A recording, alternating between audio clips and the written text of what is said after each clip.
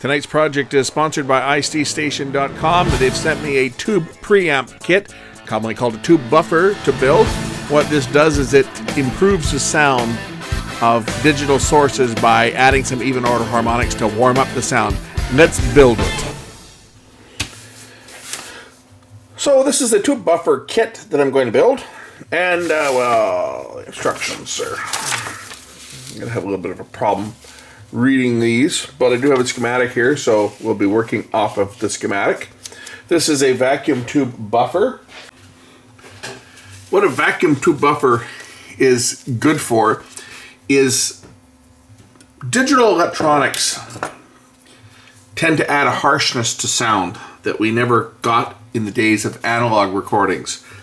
And by running your digital devices such as your iPod or your phone through a vacuum tube, you can restore a lot of the even order harmonics that really make music sound nice to the ear. And that's the principle behind a tube buffer. So we have a triode tube. We feed our audio signal in, and that triode into the grid, and that will regulate the flow of electrons from the cathode to the anode and replicate the signal to the output. But it adds the even order harmonics, which again smoothen off the sound, make it sound more smooth and more warm. But vacuum tubes require a higher voltage to operate. They don't operate on low voltage. And how a vacuum tube operates, it works off a principle that's called thermatic emission. So basically you heat the cathode up with a filament, and when you heat up the cathode material, electrons want to leap away from the cathode, which is negatively charged, and they want to be attracted to the plate, which is the anode, which is positively charged. And it's the grid here, the control grid, is what controls the emission. If you notice here, it's tied to the negative lead, or the negative supply that's feeding the cathode, because electrons will repel other electrons. So this is what keeps this becoming a full diode and just going into full conduction. So as your incoming signal goes up and down the waveform, it'll allow electrons through or repel them away back towards the cathode, and you get another signal out here. The value of the resistor here, these resistors will affect your gain. So you can change the value of your resistors and make this a gain or make it a unity gain, which basically just gives you the same level out that's coming in. Or you can change the value of resistors to give yourself more gain, and of course you can then oversaturate and get some real nice fuzzy distortion. That's what guitarists love, right? But this requires higher voltage to operate. So our difference here between the cathode and the plate is 56 volts, and that's achieved from a split plus 28 and minus 28 volt supply. But yet our incoming voltage is only 12 volts AC, right? You need to use an AC transformer. And if we look at the schematic here, what they're doing, I don't want to draw on here, so I'll just take my pen and use it as a pointer. Our incoming 12 volts here is fed through the two, well, it's halfway rectified to DC through D1, and current is limited through R1, which is a 2.2 ohm resistor at 2 watts. Filtered through the 16 volt 470 microfarad capacitor, we've got our 12 volts here, actually 12.6. So you get 6.3 plus 6.3. It's going through the two filaments for the two tubes. This is only one channel. There's two of these. This is like the left channel is an identical one for the right channel. So this provides our heater here for the tubes. The 12 volts AC is now fed into two capacitors, which are used to isolate the voltage doubler circuit. So your AC waveform, which will swing basically 24 volts from peak to peak, with respect to ground, the capacitor isolates from ground. Using D2 and D3, you form a voltage doubler network for your positive voltage rail, and your negative voltage is rectified through D4 and D5 and filtered by C6 and C2 and C7 and C3. Got a couple transistors in here. This is just to provide voltage regulation so that our voltages are equal on both the positive and the negative rails, and our final filter capacitors here in the regulator C4 and C8 with respect to ground, which is 0 volts here. So from a single 12 volt supply, we end up with a plus 28 and a minus 28 volt supply, which then goes to feed the tube. It's actually quite a simple little circuit, and it does away with using some of the tube buffers. Will actually use a boost converter. And in fact, the last buffer that I've got, it uses a boost converter, but it also is running a different tube, and they're running the voltage a little bit higher. They're actually running that one, I think, about 100 volts, whereas this one's going to run at 56. Should still be sufficient though on 56 volts. So let's take a look at the parts here that's in the bag. I haven't opened this up yet.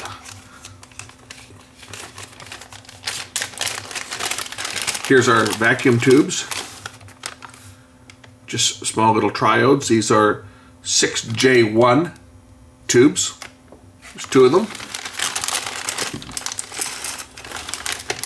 We're going to set these aside so that they don't get damaged, because they are glass. If they get dropped, they'll break. And then we'll get the rest of the parts out here.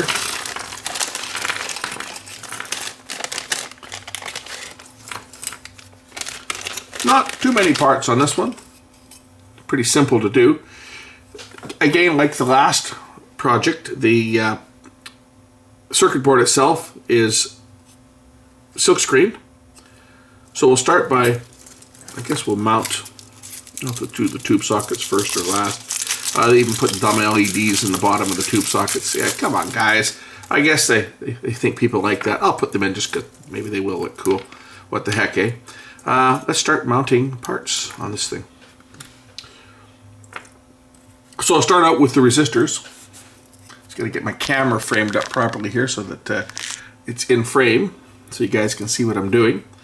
So we'll start out, and I'll start out with the, what do we got here? Oh, we're on precision resistors.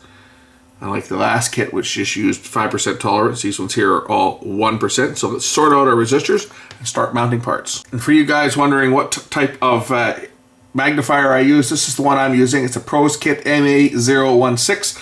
Runs about 20 bucks. It's got 2 levels of magnification. I just usually use the first level, but it's got one level of magnification here. You can close this down and get even closer. If you're looking through the lens here, you'll see that it gets much closer. And then there's a third lens that I can flip in front to really bring things up if I really need to see something. So it's got 3 levels of magnification. I generally just use that one. It just makes things a little easier to see when I'm soldering. It makes it a little easier to see color codes and stuff. So let me just sort through my caps, or my resistors here, and we will get mounting the resistors. So here's our 4.7K resistor. It's going to be yellow, violet, black, brown, brown. That's for 470, and then a multiplier of 1, so 1 additional 0. So that's 4.7K ohms. Let's mount the 4.7K ohm resistors. We'll mount them all first.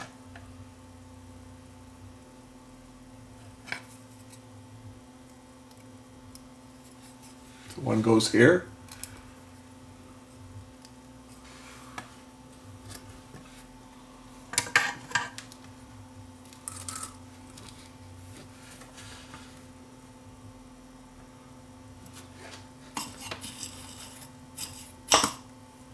Clean my tip.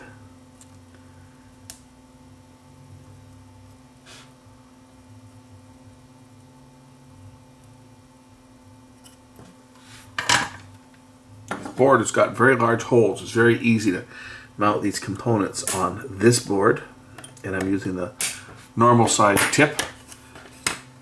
So 4.7, we'll just do all these. I'm going to do the same as I did before. I'll mount all like components, like I've done with other projects in the past.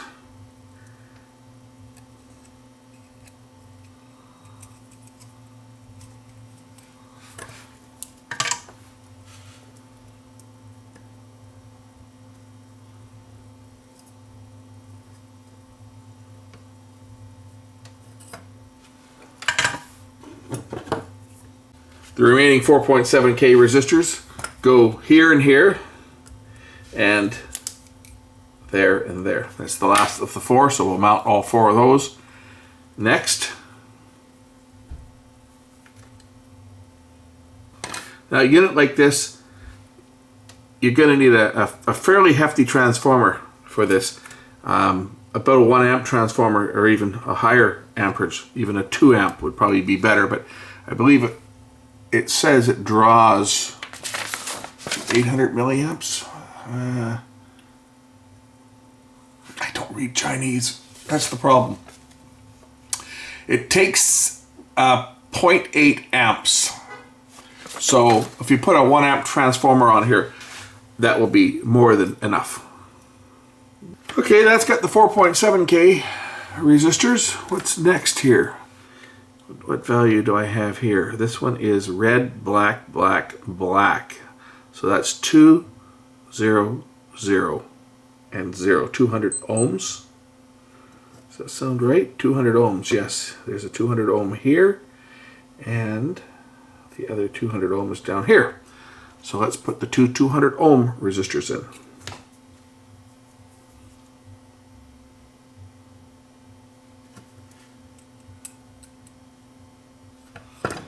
Okay, next we've got, just kind of digging these out one at a time.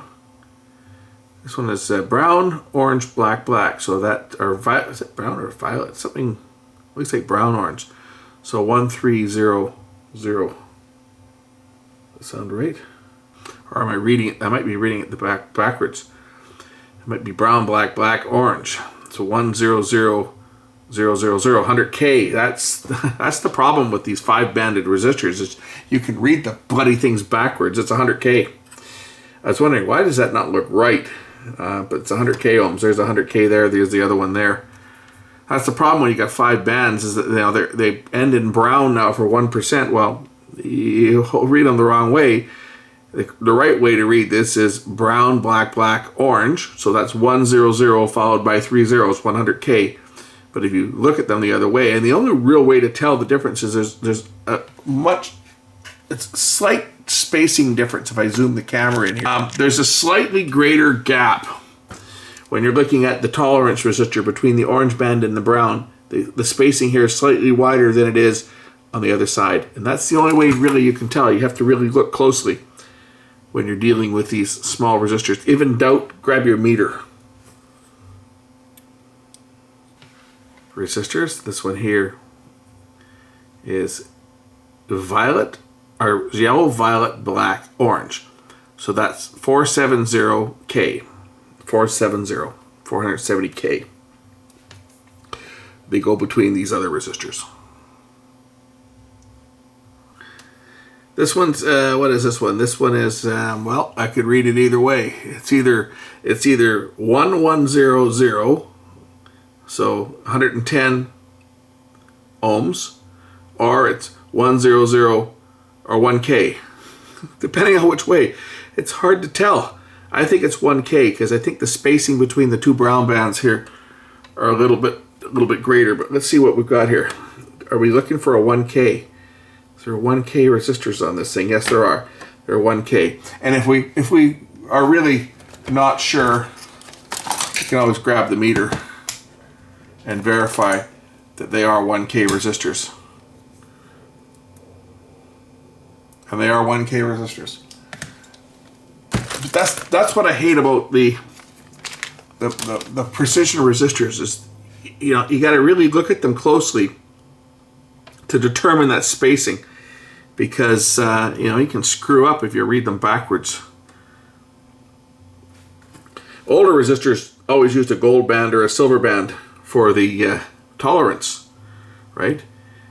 Sometimes they used a red band, but those were few and far between. Those would have been 2%, right? But most of them were 5 or 10%, which was a silver band for 10% and a gold band for 5%. But there was no mistaking which one was the tolerance band, because you know, they were always gold or always silver.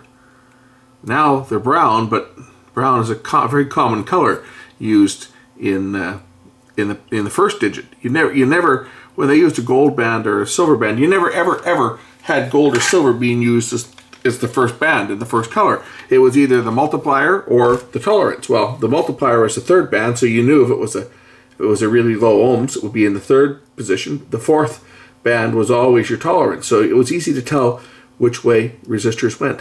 Now we have, this one's red, orange, black, brown, or red, black, brown. So that's 220 plus one more zero, so 2200. which is 2.2K, which is right here and here.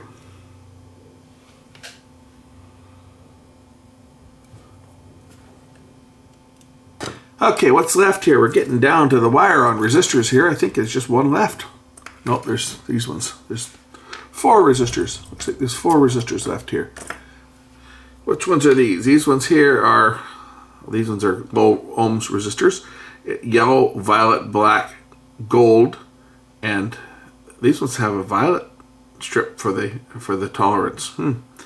470, and then divide it by 47 ohms. Sorry, 470, and then divide by 10. 47 ohms. Here they are.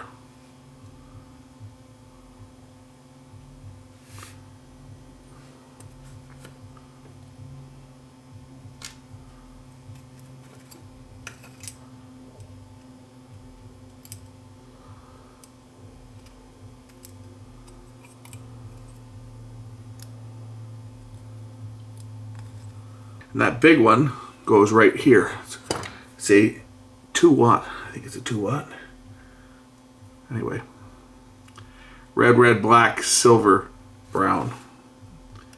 And because this is a power resistor, I'm going to leave it up off of the board a little bit so that it doesn't scorch the board. So we'll put this one up about 1/2 inch. Like that. That's just because this is a power resistor, and I want to make sure that it doesn't scorch the board, because it'll be handling a fair bit of current. This is handling the filament current, and the majority of that 800 milliamps that this thing's going to draw is going through the heaters, right? That's where most of the power is going to go on. This is to heat up those 2 filaments. Okay, next I think we'll put the I'll put the LEDs in here. What the heck? Get them out of the way. Got a positive and negative. The positive lead is longer, so we'll just throw the 2 LEDs down here. They go below the tube sockets to make the tubes light up. I hope they're not blue. They probably are. Be nice if they put orange ones in. I think orange ones would look cool, but I'm sure that they're probably blue because everybody seems to use blue lights below the tubes. Ridiculous looking.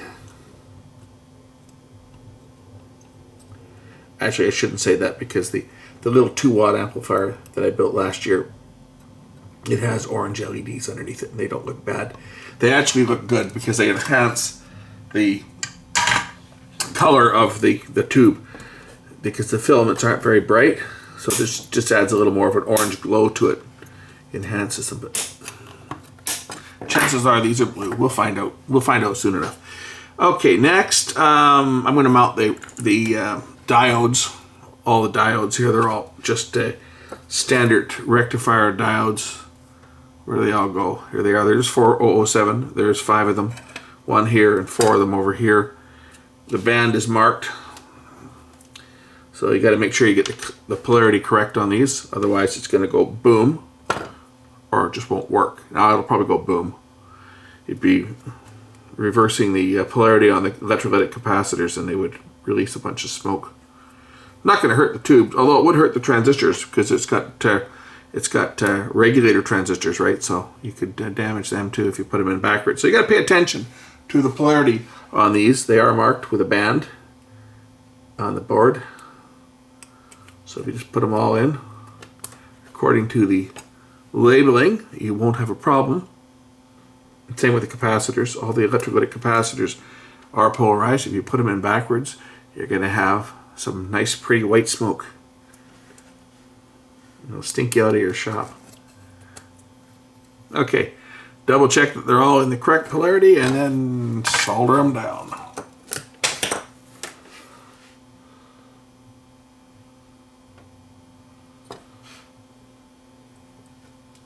Now you can see why the holes in here are drilled the size that they are, because some of these components are quite large because of the current that's required on tube circuit.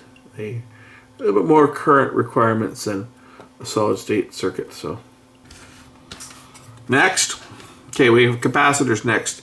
I'm going to mount a couple of the small, where are they here? These bypass caps. These ones all stand up on end here. These are not polarized, by the way.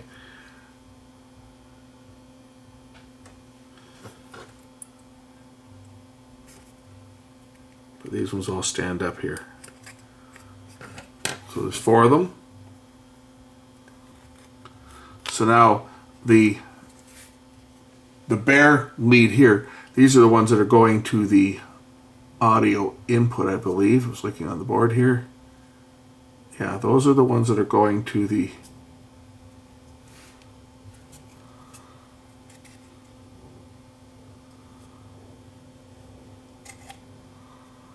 that's going to the input, and the plate is going to the side that's this side here, the side that's exposed.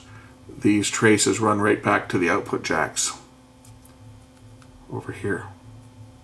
So we're okay. I'm just going to check to make sure that they're all the same transistors. Looks like they're, nope, there's 2 PNP and there's 2 NPN. So we got to get the numbers of them correct.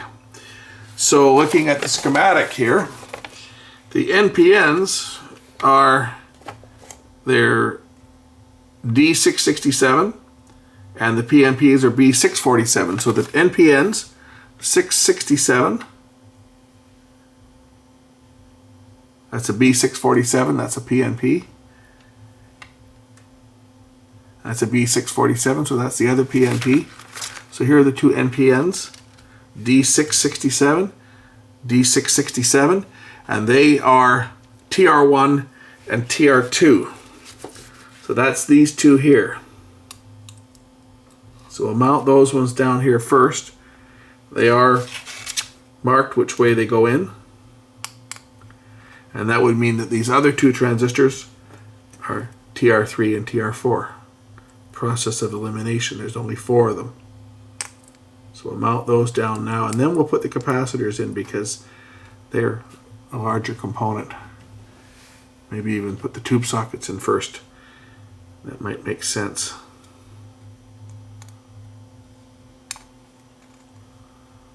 So there's the voltage regulator transistors. And we'll solder them down first.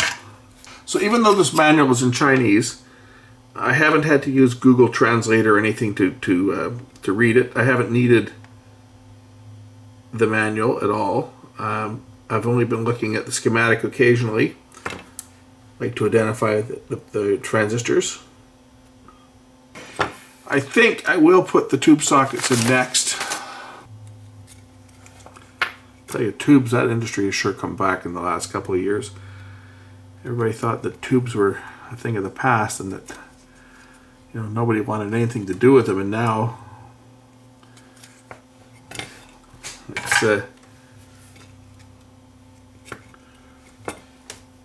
it's cool again to use tubes.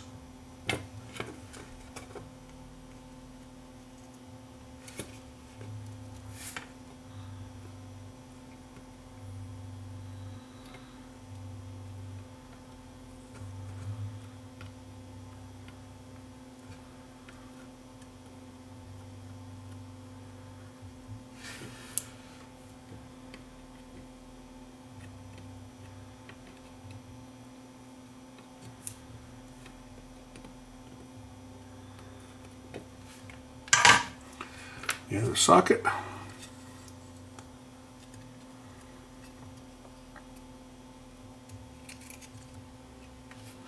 There's the 2 tube sockets in. It's marked as 470, but they've given me a 680. That one goes there, and the rest of them are all 35 volt high temperature. What brand are these things? WCO, whatever that is, whatever brand that is. I'm sure they're not super high-end capacitors, but they're at least they're high temperature ones, and this is not a real stressful application for capacitors.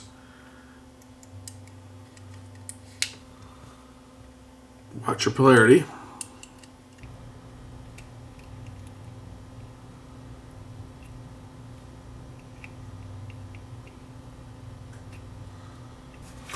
Okay, that's the remainder of the caps done. We've got 50K control. Mount that next. Tack this in. I'll have to hold this in place and just tack one of the leads in to hold it one of the pins in to hold it in place for final soldering. Okay, that's the volume control.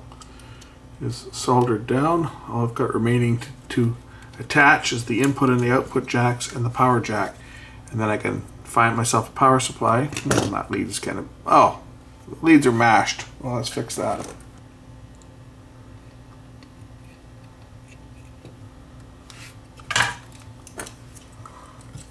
What's this?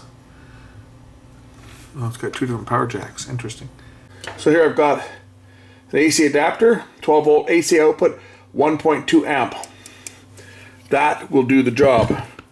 And it has a plug that fits the larger of the two power plugs. So we'll put the larger plug in here. We're almost ready to fire this thing up.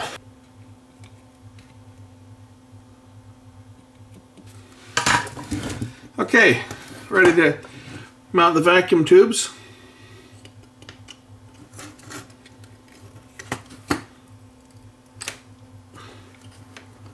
Two little tubes go in like that.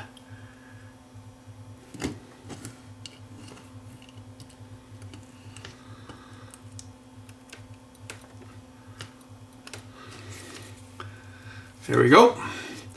Now, I don't know which one of these is the input and which one's the output. Ah, that's the input. How I know that is because the traces go to the volume control. So input and output. So let's hook this thing up. Interesting, my transformer isn't working plugged into my power bar. My power bar did? No, my power bar's got power. What the heck? Oh, that's why. When I plugged the transformer in, it kicked off the switch. There, now we got power. I was wondering what the heck's going on here. I got no power on the end of my my power cord. Okay, let's plug this thing in here. Oh, they're blue! Ah! Who puts blue lights in? Get some music playing here. There we go. Find something else. My battery is almost dead on my phone here too, so if it drops out on me, then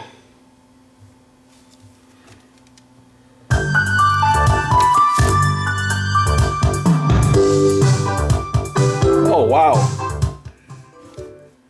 very nice.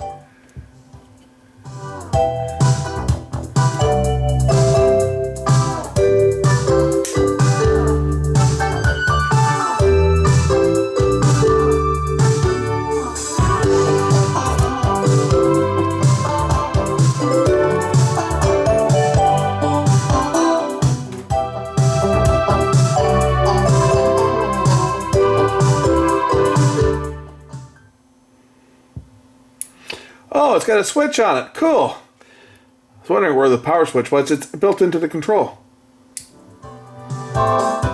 So if we turn this thing off and let these tubes cool down, we'll see how long it takes these to warm up. They shouldn't take very long to warm up because they are triodes. And they're directly heated. Well, they're not. They're indirectly heated, but the cathodes are heated directly from the 12 volt supply. So let these things cool down. And then we'll see how long this thing takes to warm up. Should only take a few seconds, I would think. Yeah, and the tubes will warm up. There you go. That's it. Done. Works. Love it.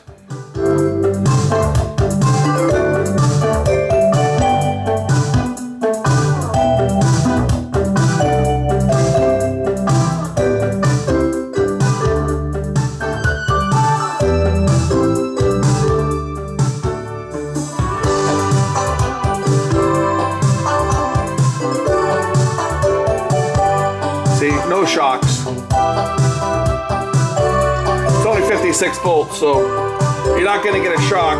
It's only 56 volts, so you're not going to get a shock for that. I wouldn't wet my fingers and put it on there though, but we can check the voltages here just so you guys can see that it is actually running at a few volts here. So we're in DC voltage mode here, and here is our voltage supply here. Okay, where are we here? Minus 31 and plus 30.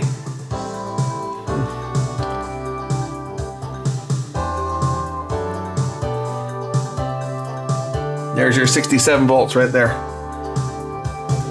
Okay. You guys saw that spark, I'm sure. Yeah, there's a few volts in here. 67.1 volts is what we're running at. And no, you won't feel that, you see. I'll put my fingers across there. I don't feel a thing. Now, I wouldn't want to lick my finger and do that, because then I would feel it. But, you know, I work in the telecommunication industry. We're sticking our hands into RA terminals. And the phone industry runs on 52 volts. You don't feel it, but if it's raining and your hands are wet and you're sticking your fingers in there, yeah, you can feel it. It feels a bit tingly on your fingers. So you're not going to feel the voltage on this thing. Don't go lick it or something stupid like that. That'll knock you on your butt. And believe me, when I was much younger, I pulled a prank on a friend. He was always stripping wires with his teeth, and he was trying to make an interface to record phone calls on his tape recorder, and he didn't realize that the voltage was 52 volts on the phone line, and he went to strip a wire. Unfortunately, he hadn't noticed that I plugged it into the wall outlet, and when he stuck the line into his mouth to strip the wire, he just about pissed his pants. We all got a good laugh out of that. He thought it was only like 9 volts in there, and he gets his meter and he puts his meter on there and it's 52 volts. You know, I mean, the current is limited to, like, I don't know, 30 milliamps or something like that. It's ridiculously low. There's no current in it, but the voltage is there. And this one here, yeah, the capacitors, we give a bit of current on 470 microfarad capacitors, but the voltage isn't high enough to break through skin resistance at 56 volts or whatever we measured it at. 67 volts, was it? Anyway, that's it. Works great. Does exactly what it says it does. And you know what? Listening to this,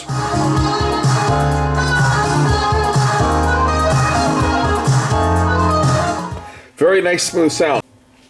So one of these units, what we'll do is you plug it in between your input and your output, and basically what it does is it adds the sound of tubes to your solid state amplifier. That's why these are popular now. Hybrid amplifiers have used them for years. The Luxman LV 103, 105 series, that's all they did. Was they were a hybrid amplifier. They used MOSFET outputs for the outputs, but all they did was they ran the sound through a couple of tubes to give you that rich, even order harmonic sound that only tubes can deliver, and it does a really good job. And for a couple bucks, you can make one of these things and get that same sound that a high-end amplifier will give you. And this one is true full tubes. Some of these units that I've seen in the past, you know, that headphone amplifier, for example, yeah, it used tubes, but it also used output ICs to drive the headphones. This is the only solid state parts in here are part of the regulation for the power supply. The tubes themselves do the buffering, and as we saw from the schematic, all the audio goes through the vacuum tubes. Thanks for watching, and we'll catch you again in the next one real soon.